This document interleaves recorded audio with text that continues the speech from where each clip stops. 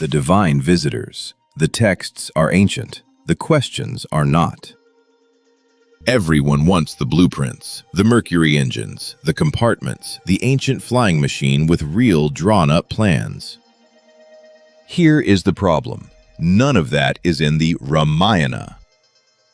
We will come back to where the blueprints really came from. First, what the epic actually says.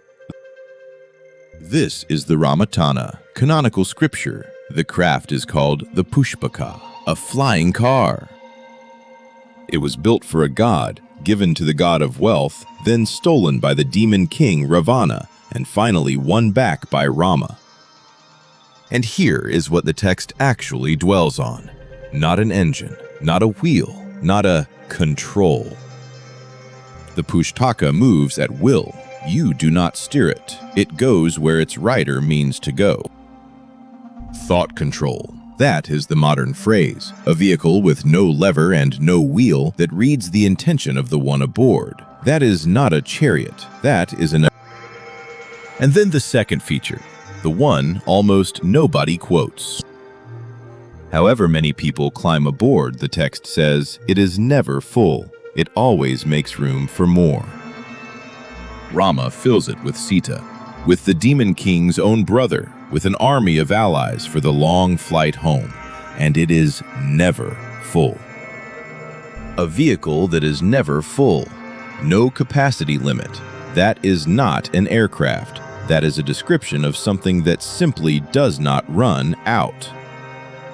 So now, the blueprints, the mercury, the compartments, the engineering diagrams. They are real. They are just not ancient. They come from a book called the Vaimanika Shastra, dictated between 1918 and 1923 by a man who said an ancient sage was speaking through him.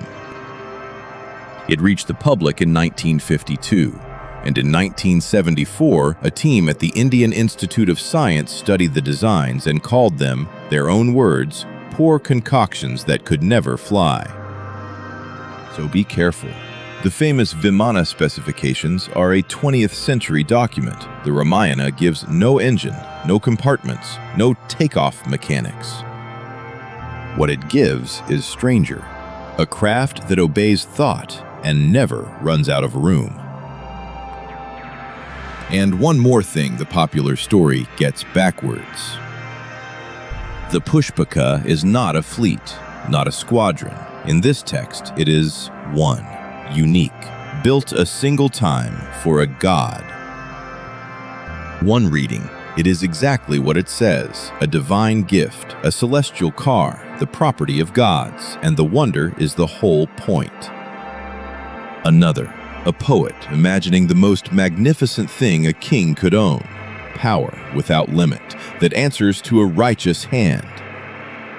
And a third, that someone described a vehicle with no controls and no limit centuries before either idea had a name. A god's chariot, a poet's dream, or a thing described before the words for it existed. The text argues for none of them. It just says, however many climb aboard, there is always room. Like and subscribe to support the channel, and keep watching the skies. We open the ancient scrolls. You decide what descended. To continue the journey right now, choose the next case file on your screen. Until next time, keep watching the skies.